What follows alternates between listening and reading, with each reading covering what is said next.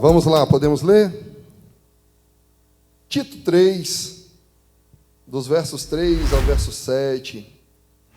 Pois nós também, outrora, éramos nécios, desobedientes, desgarrados, escravos de toda sorte de paixões e prazeres, vivendo em malícia e inveja, odiosos e odiando-nos uns aos outros.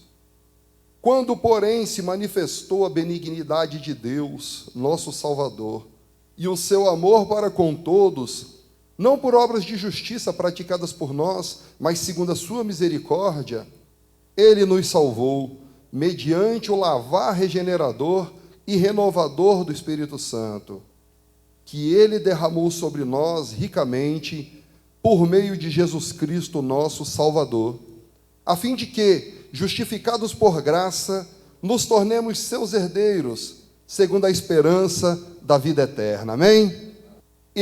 Como eu preparei essa palavra, eu fui prestando atenção em cada louvor, eu fui prestando atenção em cada, na mensagem que o pastor Josué falou assim, eu não vou pregar, pregou, glória a Deus por isso, que eu falei assim, as coisas foram confirmando.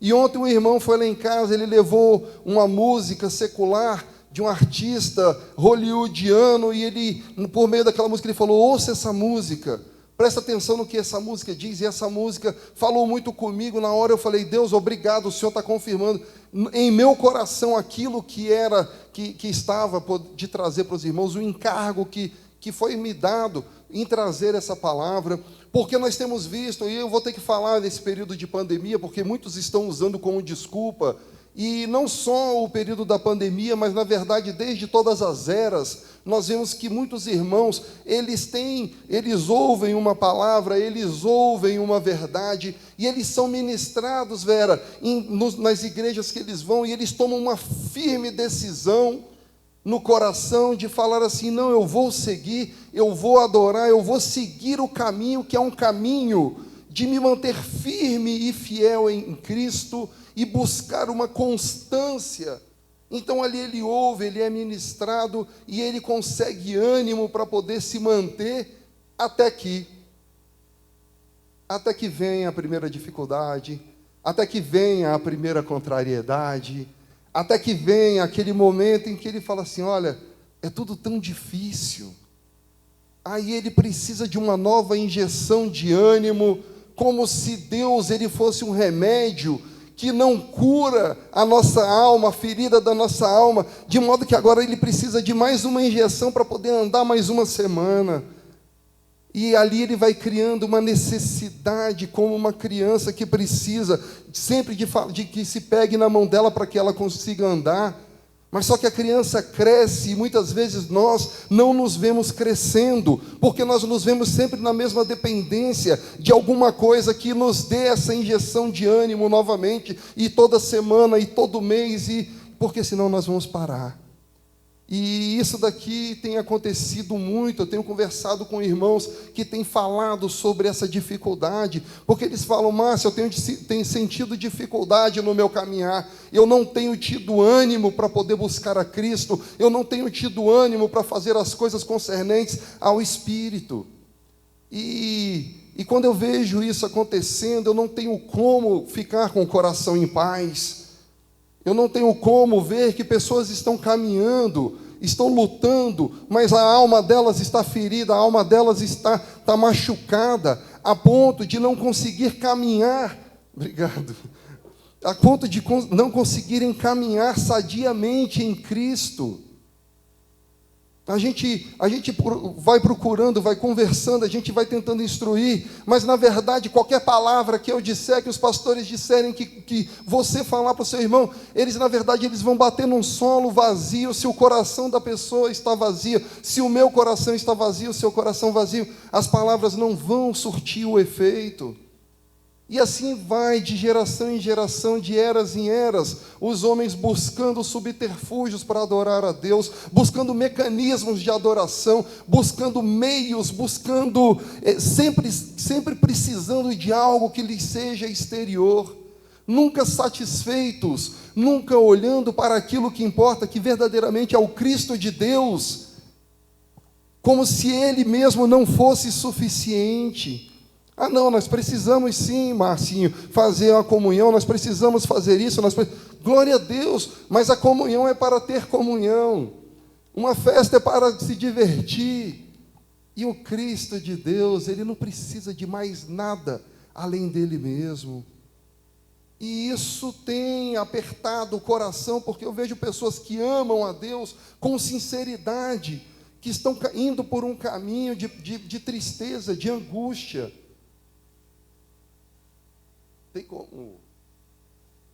Estão indo por um caminho de tristeza, de angústia, um caminho em que as coisas têm acontecido e ele não está dando conta de caminhar. E quando a gente vê que desde a história, desde que Cristo veio, a gente olha aqui as epístolas paulinas, a luta dos irmãos, falando sobre o que é o evangelho real, o que é uma vida em Cristo, em realidade, nós vemos que depois desses irmãos que abdicaram de tudo, que abriram mão de tudo por amor, que não precisavam de subterfúgios, que não precisavam de mecanismos, que não precisavam de nada além do que o próprio Cristo. Aí nós olhamos para a história e nós vemos que cada era, mecanismos foram criados, doutrinas foram criadas, formas de adoração para poder se achegar a Deus foram criados, sempre tirando aquilo que verdadeiramente importava, que era o Cristo de Deus. E aí a gente tem uma perda incalculável, porque a gente trata de pessoas de boa vontade, pessoas com bom coração, pessoas que amam a palavra, amam a Deus, pessoas que verdadeiramente amam a palavra, melhorou, obrigado, tá? Pessoas que amam a palavra, pessoas que estão com o seu coração realmente cheios de amor em Cristo, porque eles reconhecem, eles olham para Cristo e sabem o que foi que Cristo fez por eles, pelo menos eles sabem, não de uma forma ainda que o coração foi ganho por isso, mas intelectualmente eles tomaram conhecimento sobre isso. E eles falam, olha, então por amor a Cristo, pela morte na cruz, agora eu vou servir a Deus, eu vou adorar a Deus. Mas aí eles estão na caminhada em que as dificuldades, eles vão colocando tantos empecilhos, são tantas barreiras, e quando se olha aquela barreira, tende-se a desistir, tende-se a dizer, eu não dou conta. E isso é de uma gravidade para a gente, meus irmãos. E agora, no período da pandemia, eu ouço as pessoas falando assim, mas o fato do não congregar tem me causado um transtorno, eu não tenho conseguido adorar a Deus, como se Deus fosse encontrado somente neste lugar, como se Deus ele não fosse além dessas paredes, como se Deus não existisse, independente de qualquer coisa, como se Deus ele não fosse em nós e para nós. E nesse texto de Tito 3, ele fala assim, pois nós também, outrora éramos nécios, desobedientes, desagarrados, escravos de toda sorte de paixões e prazeres, vivendo em malícia e inveja, odiosos e odiando-nos uns aos outros, quando, porém, se manifestou a benignidade de Deus, nosso Salvador, e o seu amor para com todos. Ele fala nesse texto de dois tempos, ele fala de dois momentos distintos, ele fala de um antes e ele fala de um depois.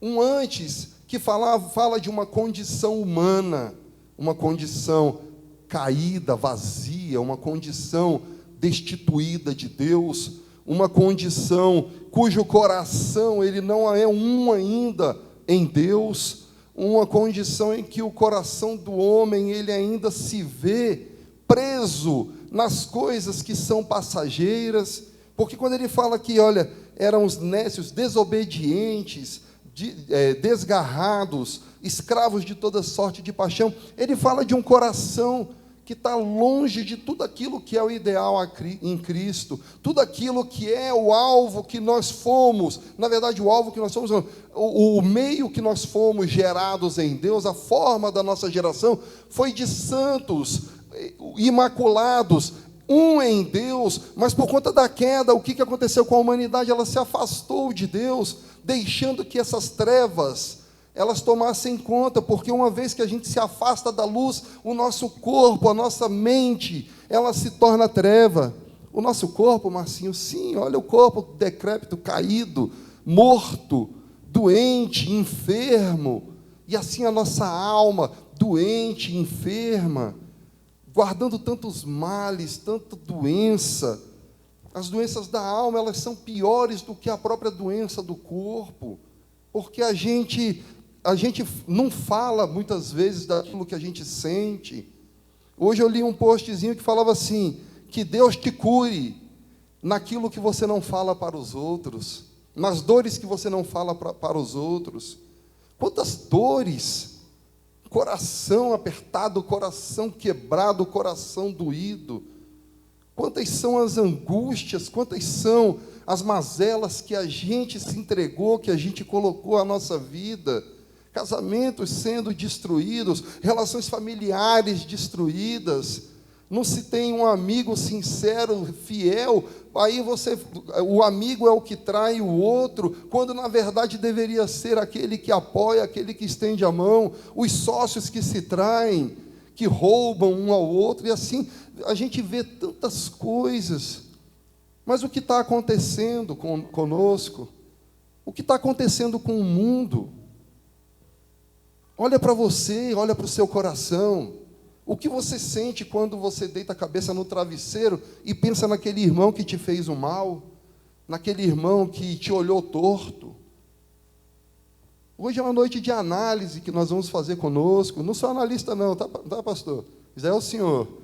Mas nós vamos nos analisar, julgar-nos a nós mesmos, olhar a pureza do nosso coração ou impureza, olhar as angústias ou alegrias, olhar para dentro de nós e enxergar quem verdadeiramente nós somos, porque o caminhar em Deus, ele é um caminhar contínuo de mudanças, desse antes que Tito fala e desse depois que ele fala no outro verso. O verso 3 mostra uma situação caída, mas ele, no verso 4 ele fala, quando porém se manifestou a benignidade de Deus, quando porém se manifestou a benignidade de Deus.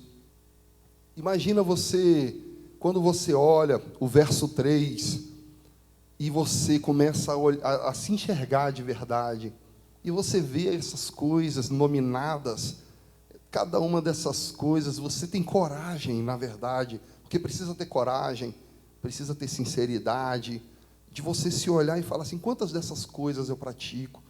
Quantas dessas coisas estão no meu coração? De perversidade, de inveja, de desobediência, escravo de toda sorte de paixões. A gente precisa analisar o coração. A gente, para ter uma caminhada sadia em Cristo, todas essas últimas semanas falou-se sobre o manifestar da glória de Deus. As últimas 5 semanas, se eu fosse vocês, eu assistia, porque eu tenho assistido e tem valido muito a pena. Assista as 5 últimas pregações de novo, 5 ou 6, não lembro, mas tem se falado muito sobre a manifestação da glória de Deus, a manifestação da glória de Deus em nós. Em nós. A gente precisa viver Cristo, abrir mão de todas essas coisas que para trás ficaram, porque a gente precisa viver o quando. A gente precisa viver o quando. A gente precisa viver o momento em que, quando Cristo se manifestou, quando a benignidade de Deus se manifestou. Quantos daqui recebem a benignidade de Deus? Eu posso dizer que todos. Seria o quê? Uma saúde? Família? Um bom emprego? Não, Márcio, não é bom. Um emprego? Não, não tenho emprego. Provisão? O sol nasce toda manhã? Você tem o que comer? Faça assim, ó. Eu estou vivo. Você está vivo. Mas, Márcio, é essa benignidade que fala em Tito? São essas coisas desse mundo? Boas coisas, coisas que nos são verdadeiramente maravilhosas. A gente poder ter uma casa para onde voltar, um carro que nos conduza para o nosso lar, você poder sair daqui, comer uma pizza, você poder fazer aquilo que você quer. Isso tudo são coisas muito boas. Mas do que Tito fala? O que Paulo fala nessa epístola a Tito? E eu vou propor para vocês uma leitura que a gente vai fazer, porque quando a gente lê um texto com muitas vírgulas, uma frase com muitas orações, a gente precisa tentar simplificar. A gente precisa tentar compreender o que o texto diz. Vamos fazer essa leitura comigo?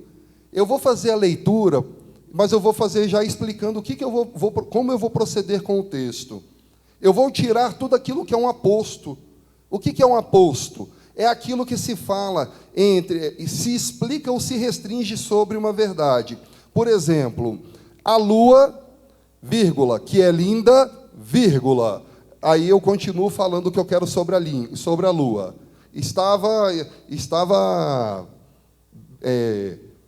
Sei lá, falhou.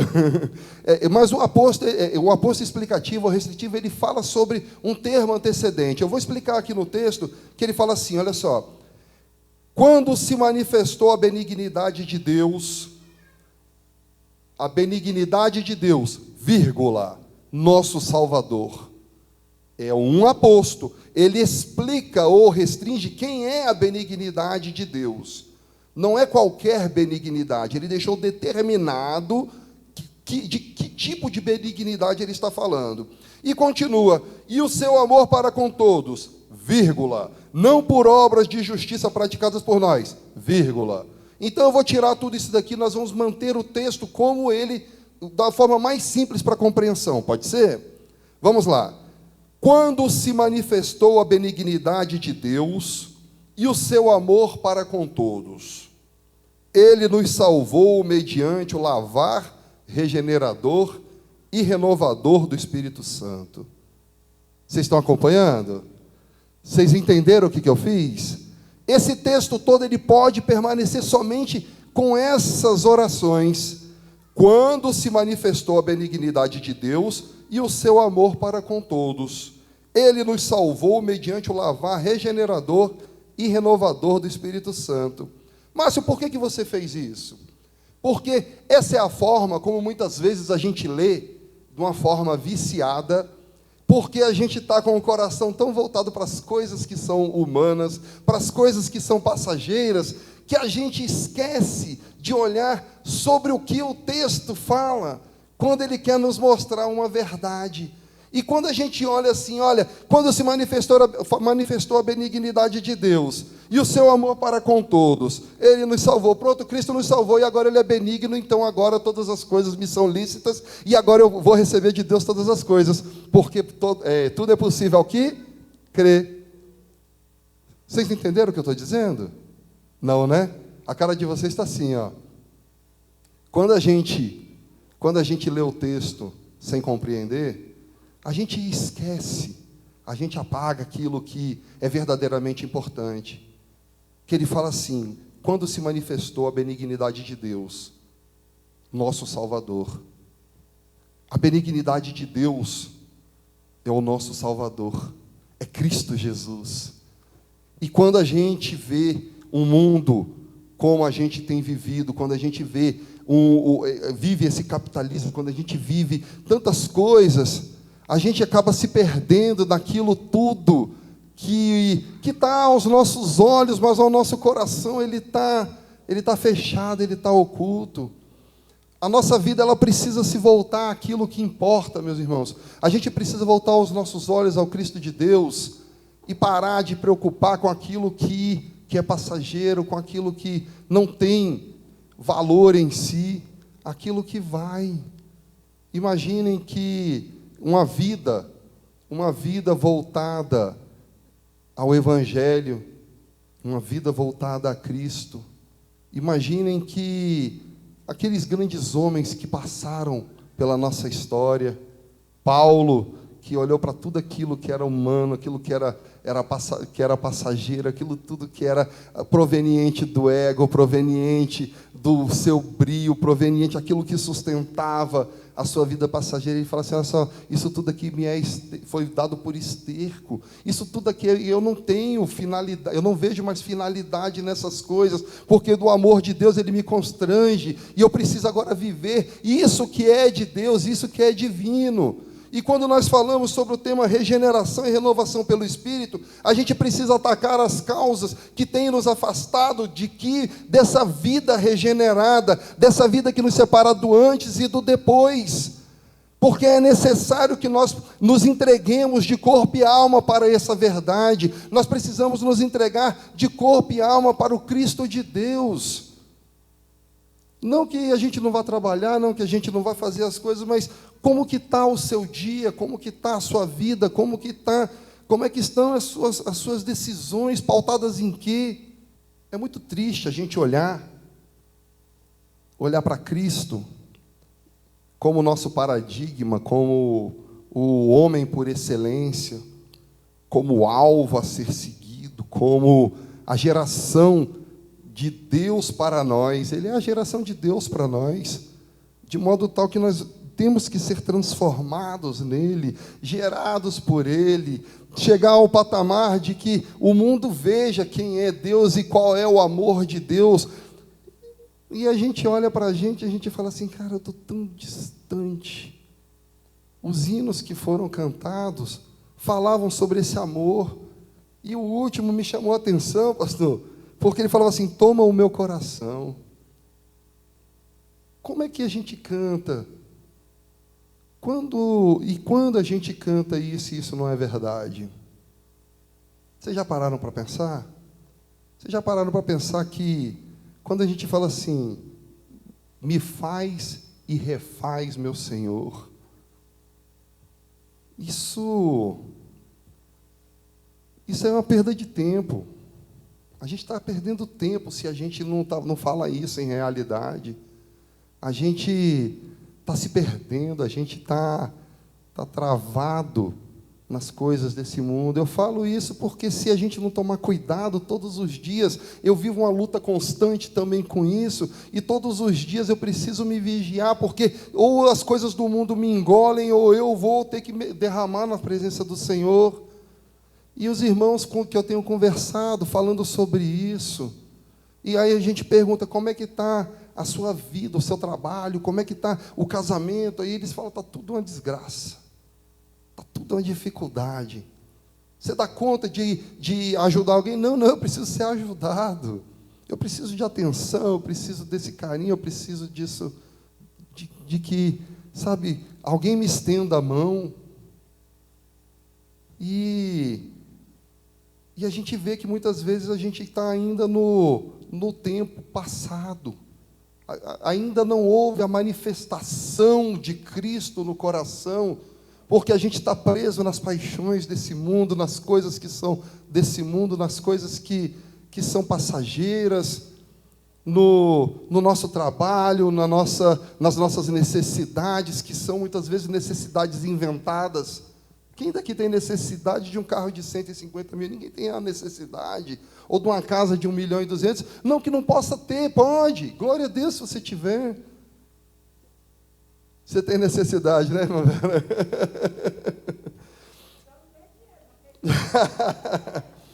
Se a gente parar para pensar sobre o tanto que a gente desenvolve em vida forças, que a gente vai atrás dessas coisas, o tanto que o nosso coração está voltado à educação para essas coisas, ao cotidiano, o nosso cotidiano ele está sempre nisso, porque a gente faz faculdade, a gente faz pós-graduação, mestrado, e sempre deixando as coisas que são concernentes ao Espírito para depois, sempre deixando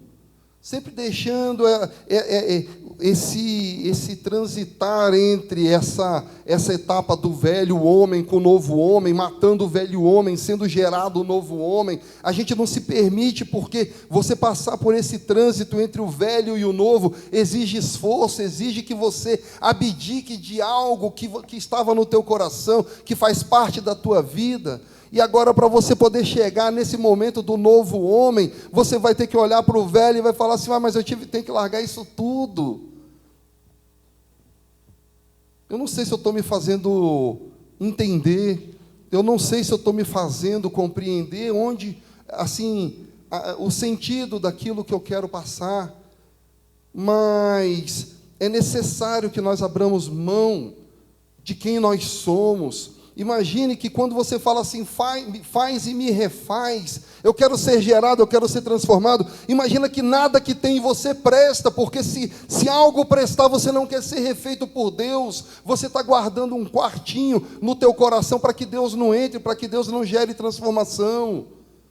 Pensa que você precisa se entregar total e integralmente a Cristo para ter a sua vida gerada e transformada. E como que eu meço isso, Márcio? Meça pela transformação da sua alma, meça pela transformação do seu coração, meça por como você olha para o irmão, para as misérias do irmão, meça por como você vê, como você tem comiseração ou não, como você julga ou não julga, como você entende, como você estende a sua mão.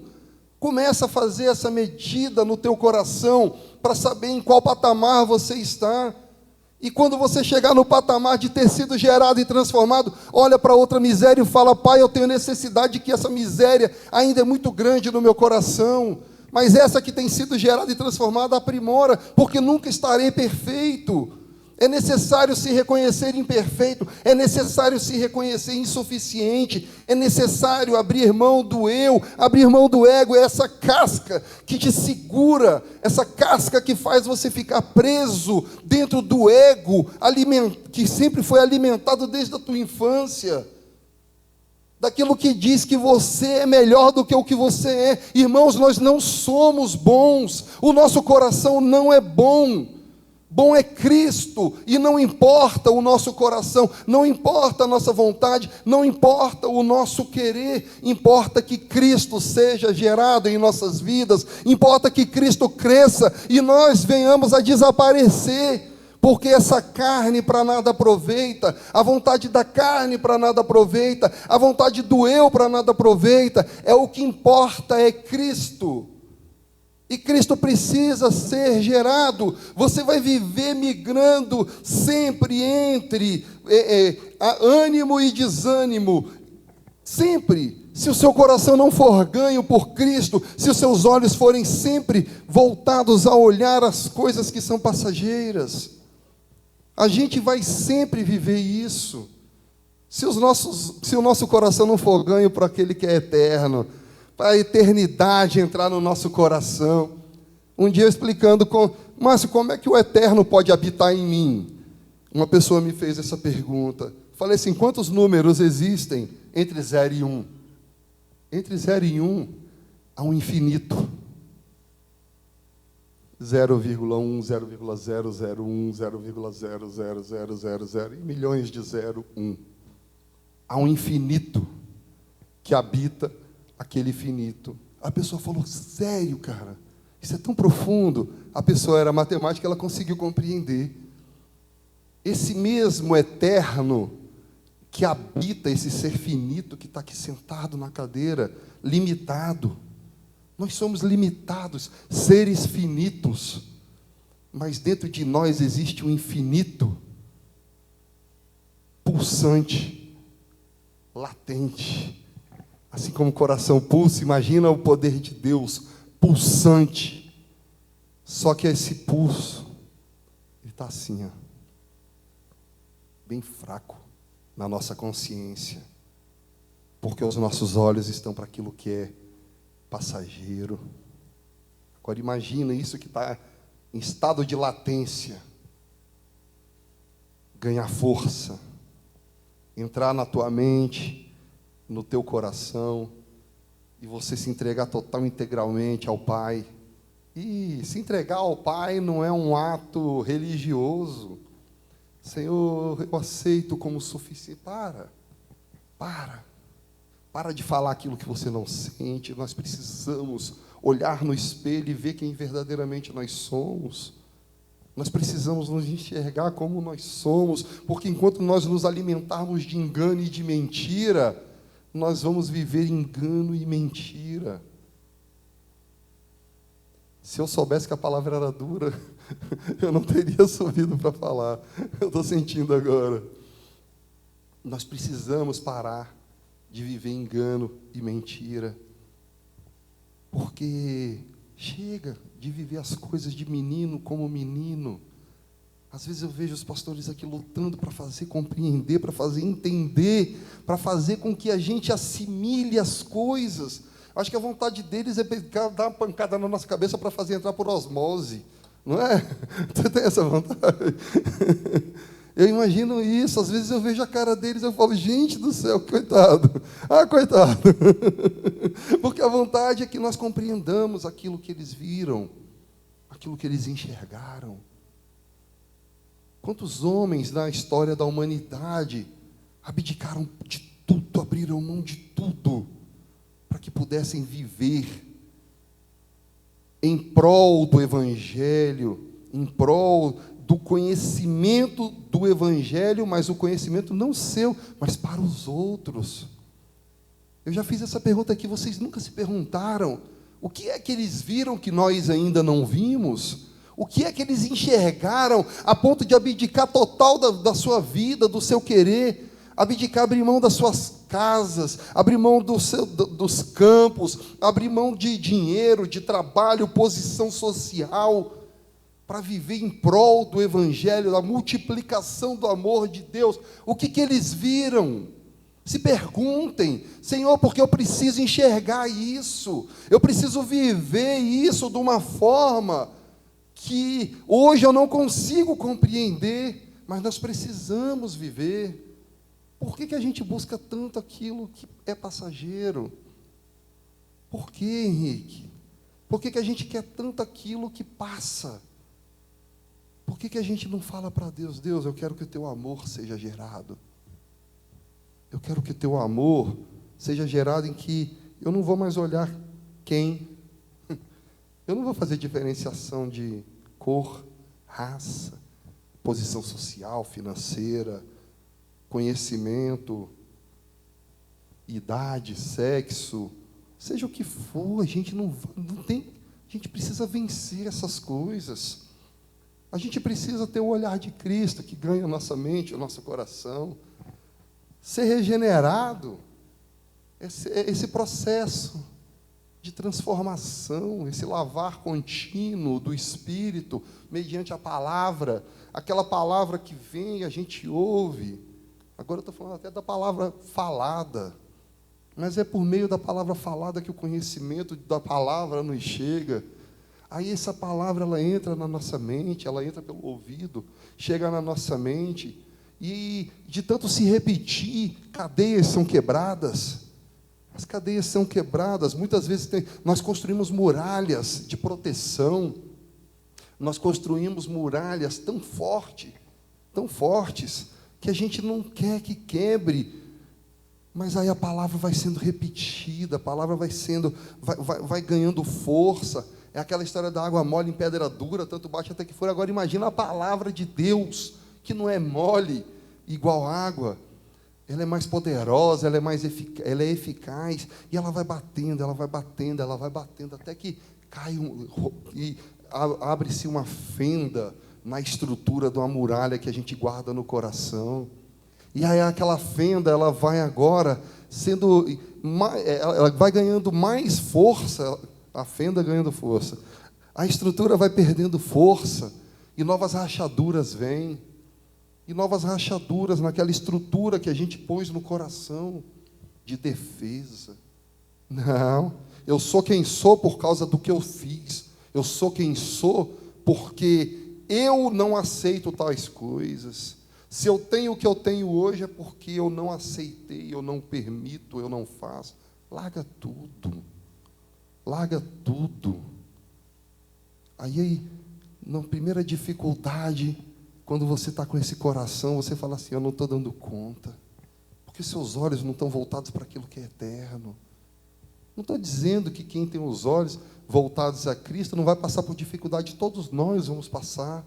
Mas no dia da angústia, foi engraçado, na hora que você orou, até, cadê o Rodolfo? Eu até anotei, ele botou assim, que meu coração esteja alicerçado em Ti para os dias maus. Que o nosso alicerce, o alicerce em que está fundado o nosso coração, seja Cristo. Porque se forem coisas, o dia que essa coisa sair, nós estamos perdidos. O dia que nos for tirado aquilo dali, nós estamos perdidos. Continuando a leitura. Quando, porém, se manifestou a benignidade de Deus. Qual é a benignidade de Deus? Nosso Salvador. E o seu amor para com aqueles que são da fé. Oi? Com todos? Rasga a sua Bíblia. O amor para com todos. O nosso amor não é para os que são comuns da fé. Nós somos seres humanos, gerados do mesmo Deus, gerados do mesmo DNA. Atos 17, 28 e 29, quando Paulo ele está no Areópago, ele fala assim: olha, como dizem ali os seus poetas, de um só fomos todos gerados. Não, Marcinho, não. Aquele que não está na nossa igreja é criatura. Não é esse o conceito? Não é? Oi? Não, não é só o evangélico, não. Tem mais. Nós podemos falar que todas as religiões avocam a exclusividade. Infelizmente, quase todas as linhas doutrinárias evocam, né? O exclusivismo, um Deus exclusivo, porque se você não faz isso, você não é de Deus. Se você não faz aquilo, e eu acho bom, você vai queimar. Ainda tem que vai queimar, né? Então imagina que ainda se alegram, ainda veem justiça. O amor de Deus é justo, Ele vai queimar. A pessoa vai arder no inferno. Porque essa mesma linha de pensamento, porque você pode falar: mas aqui ninguém mais pensa sobre isso, e eu glorifico a Deus por isso, mas e os resquícios disso? E os resquícios desse pensamento exclusivista, que diz que se a pessoa não está vindo, se a pessoa não pratica os mesmos atos que você, e você ainda pensa isso no coração, se ela faz o mal contra você, se ela fala de você, Natália, imagina, e você fala assim: cara, eu quero que essa pessoa vai vir a justiça de Deus sobre ela. Aí você um dia compreende que a justiça de Deus é Cristo. A justiça de Deus é Cristo. Aí, assim como foi em Nínive, Jonas falou assim: não vou lá não, que se eu falar para eles, eles vão se arrepender, você vai perdoar. Mas essa é a justiça de Deus, é Cristo. A justiça de Deus não é pelos seus atos, não é pelas suas escolhas, é por Cristo, é o amor. Aí você agora vê isso, que olhar isso fora de você é uma coisa, mas dentro de você, como viver com isso? Estão te praticando mal? Fizeram mal contra você? Perdoa. Mas eu não vou perdoar, não aceito. Abre mão. Você ainda está vivendo antes. O outrora em que éramos nécios, porque enquanto o seu coração não perdoa, você está vivendo a neciedade, enquanto nós precisamos viver Cristo, o amor de Deus. Imagina que é tão difícil. Um dia uma pessoa falou assim: olha, era mais fácil quando eu vivia na igreja evangélica, era mais fácil porque eu seguia aquelas cartilhas E eu me dava por satisfeito. E agora eu preciso lidar comigo, com o meu eu. Eu preciso olhar para o meu coração. Eu preciso ser confrontado. Dói, né, ser confrontado? Já fui confrontado de um cara desse tamanho botar o dedo na minha cara, que assim, isso dói. Isso dói. Porque assim como eu sou alto, forte, e o cara baixinho e fraco, eu podia ter dado uma taca nele, eu me tranquei diante de Deus, isso aconteceu. E eu virei para ele e falei assim, cara, eu te repreendo em nome de Jesus. Eu virei as costas, fui para a minha sala, no meu trabalho, e comecei a chorar. Falei, Senhor, isso é te servir? é suportar um cara botar o dedo na tua cara? Eu novo na fé, né? Agora imagina, por que eu falei grande e alto? Porque o nosso ego é grande, é alto, é forte. Aí a gente precisa domar esse ego. A gente precisa conter esse ego e transformá-lo em algo diminuto, algo pequeno, algo fraco. Falar assim, você não vai se manifestar ego. É injustiça, é mal, é ódio. Paga com justiça, justiça de Deus Cristo. É mal, paga com o bem. Não com o coração que ele vai ver, eu vou fazer o bem para ele está ferrado, porque agora ele vai ficar envergonhado. Não, isso não é bem, isso é um mal travestido. Perdoa. Deixa o bem, que é Cristo, vencer o mal. O amor vencer o ódio. Isso não é fácil não, gente. Isso não é fácil não. Você abrir mão do eu, por mais que aquilo te fira, aquilo entra como uma faca no teu peito, te rasgando as entranhas, e você fala, Senhor, me transforma, porque isso me dói, isso fere, isso está latejando aqui no meu coração, mas eu quero ser transformado em Ti, eu quero que o mundo conheça o Teu amor, eu quero que o mundo conheça um novo ser, não o Márcio bruto, tosco, que muitas vezes para pedir um favor fala de uma forma tosca, mas eu quero que conheçam Cristo, eu quero que vejam o amor de Deus, eu quero que as pessoas conheçam verdadeiramente, mas agora não é vestindo uma fantasia, uma máscara, uma capa, que a verdade vai ser conhecida. A verdade ela só vai ser conhecida por intermédio da verdade. De modo que nós precisamos viver, nós precisamos experimentar. O Evangelho é experiencial, o Evangelho ele é vida, é a vida de Deus pulsando no coração, pulsando sangue que alimenta a nossa mente, pulsando sangue que alimenta todo o corpo, alimenta o cérebro, alimenta todas as áreas do nosso corpo.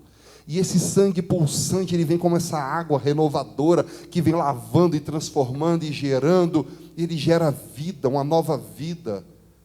Até que a gente, um dia se olha no espelho e a gente fala assim, não me reconheço. Quem quer? Quantos têm anseio de viver isso? Sair do estágio do verso 3 aqui de Tito 3, pois nós também outrora éramos nécios, desobedientes, desgarrados, escravos de toda sorte de paixões e prazeres, vivendo em malícia e inveja, odiosos e odiando-nos uns aos outros. Nossa! Deixa um irmão pecar contra você.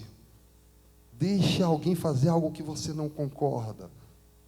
Você precisa olhar para dentro de você e se medir e falar, Senhor, essa régua de medida aqui, essa régua que eu estou usando, o cânon que eu estou usando, a cana que eu uso para medir, se for Cristo, nós vamos ver o tanto que nós estamos ainda no início de uma caminhada.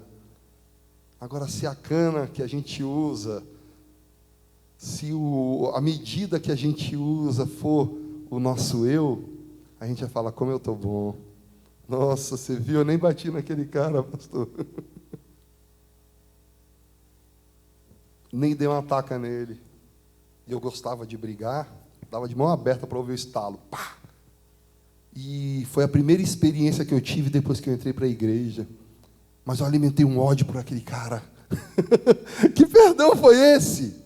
Perdão coisa nenhuma, muito eu, muito ego ainda. Eu só não bati no cara.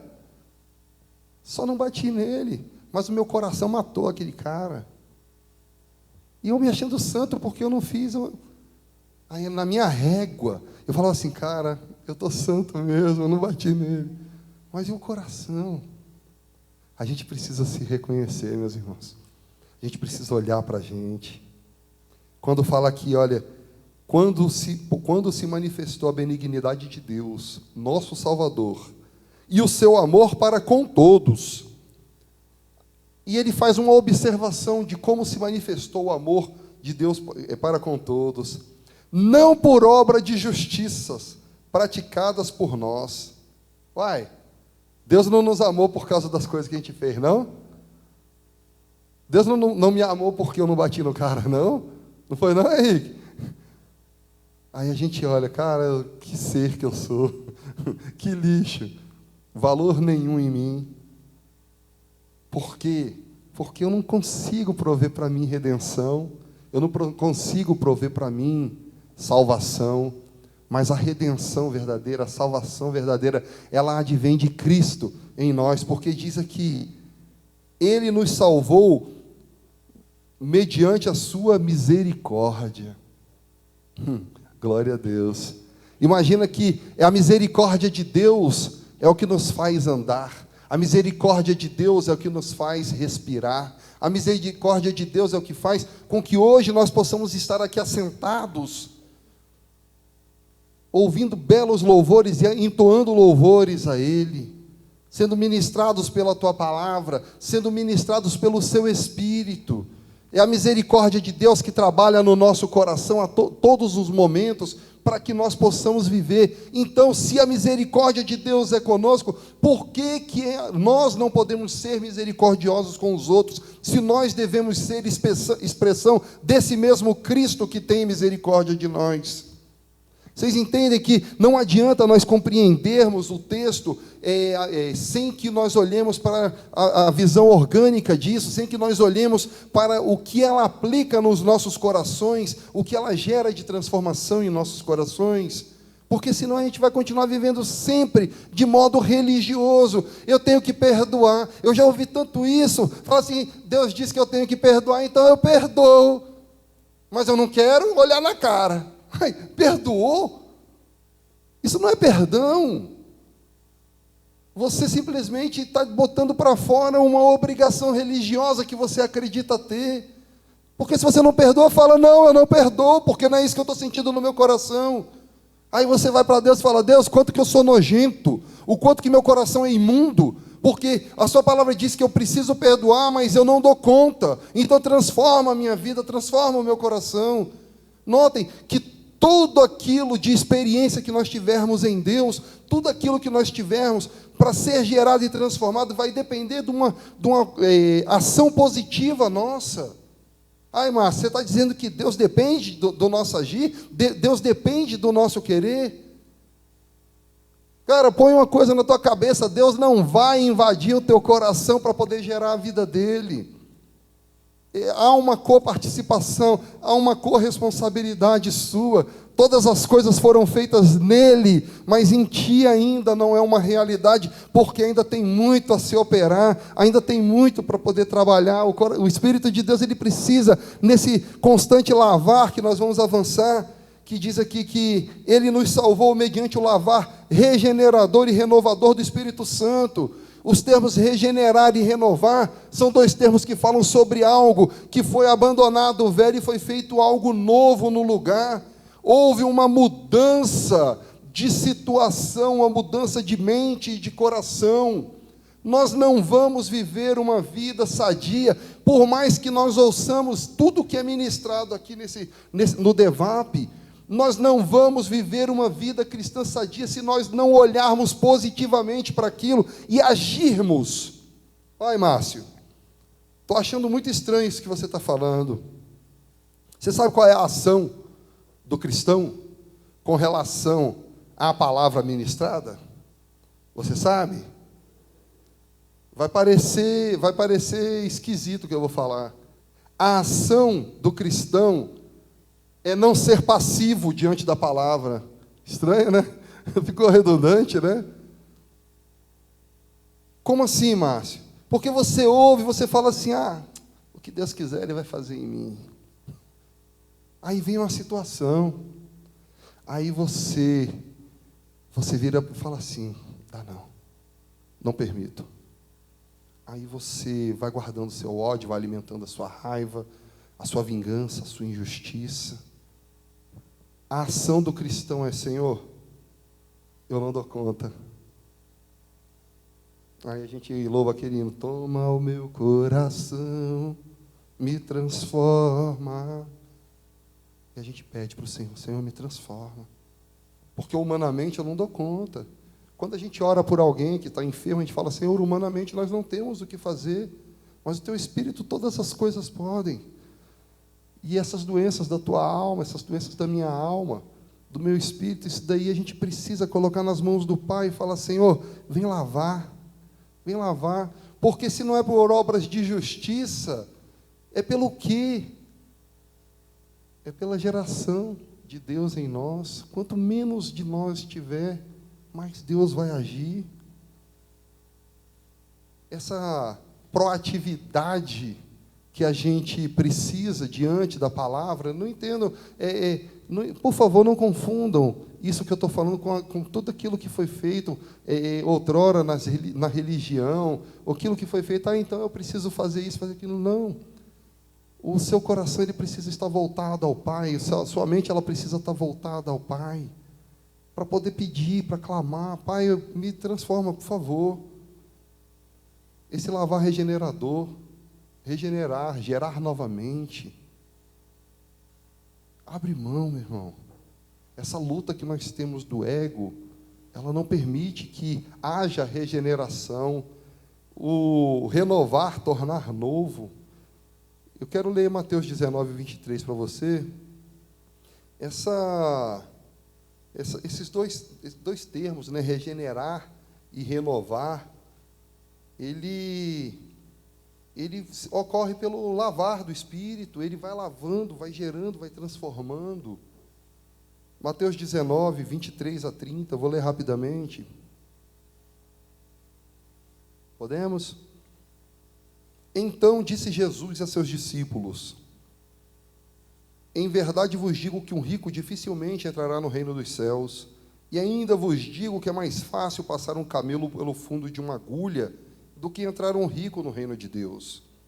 Ouvindo isso, os discípulos ficaram grandemente maravilhados e disseram, sendo assim, quem pode ser salvo? Jesus, fitando neles o olhar, disse-lhes, isso é impossível aos homens, mas para Deus tudo é possível. Então lhe falou Pedro, eis que nós tudo deixamos e te seguimos, que será, pois, de nós?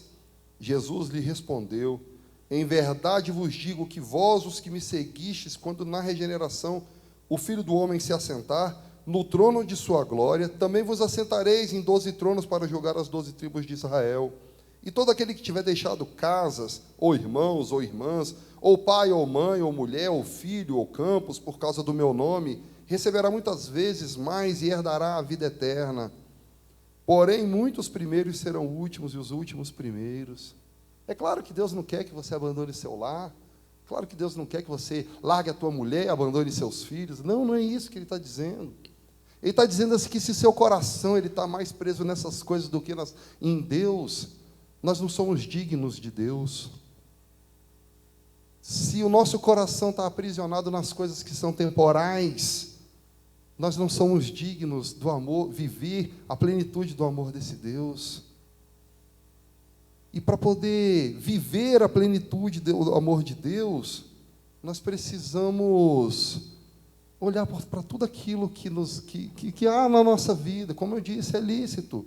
É muito bom você ter uma boa família, uma boa casa, um bom carro, um bom trabalho, de onde você tira a sua provisão, de onde você tira seu sustento, mas isso não é tudo.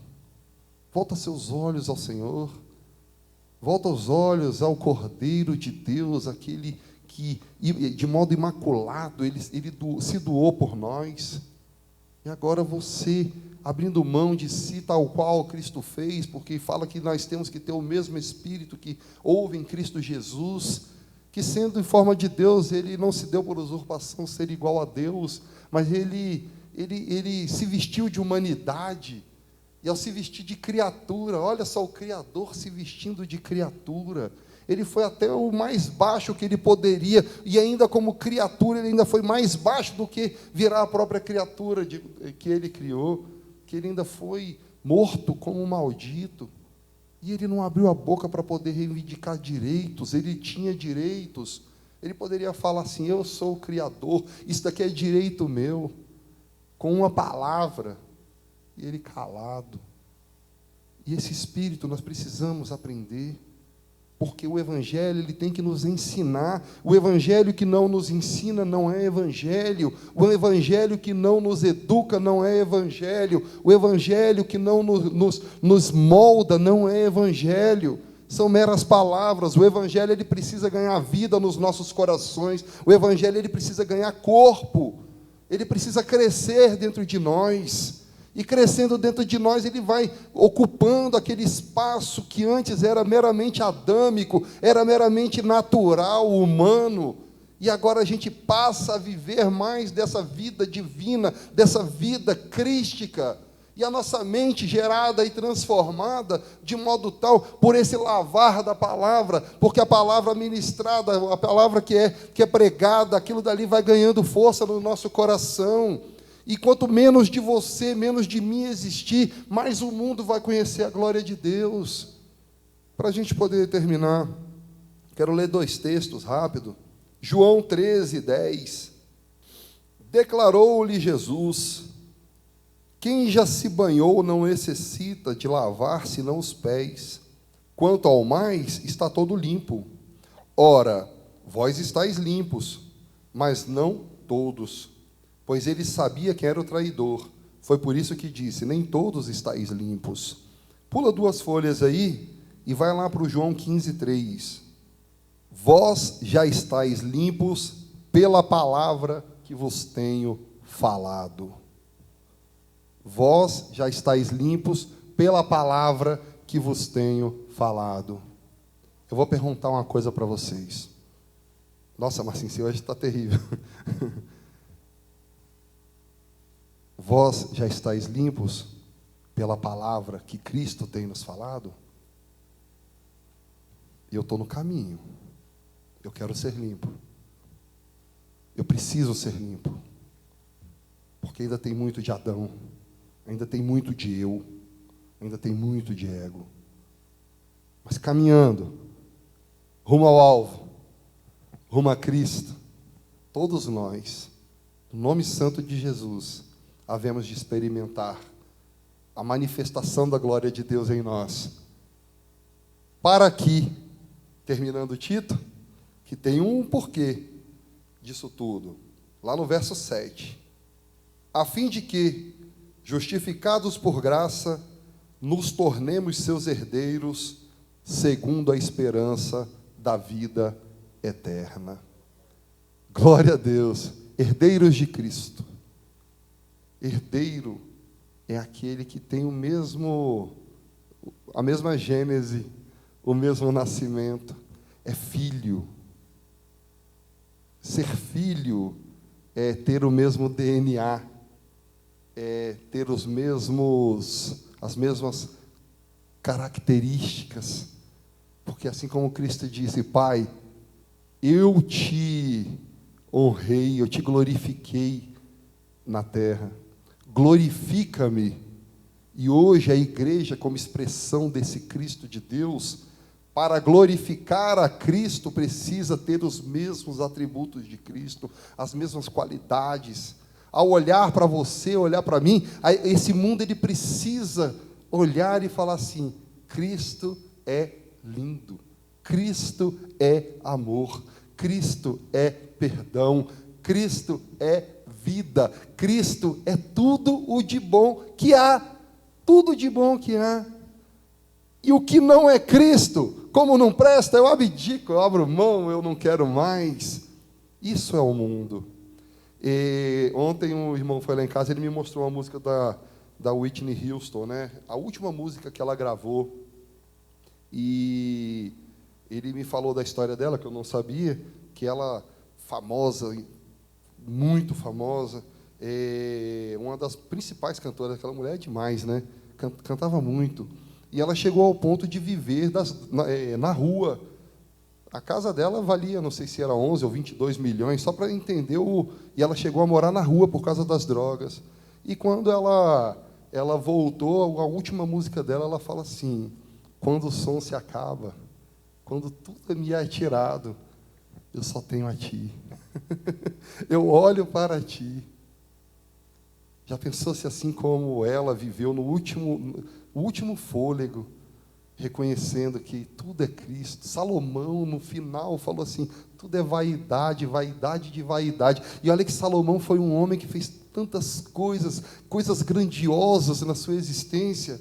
Ele falou: tudo aqui é vaidade, tudo é vão, tudo é passageiro.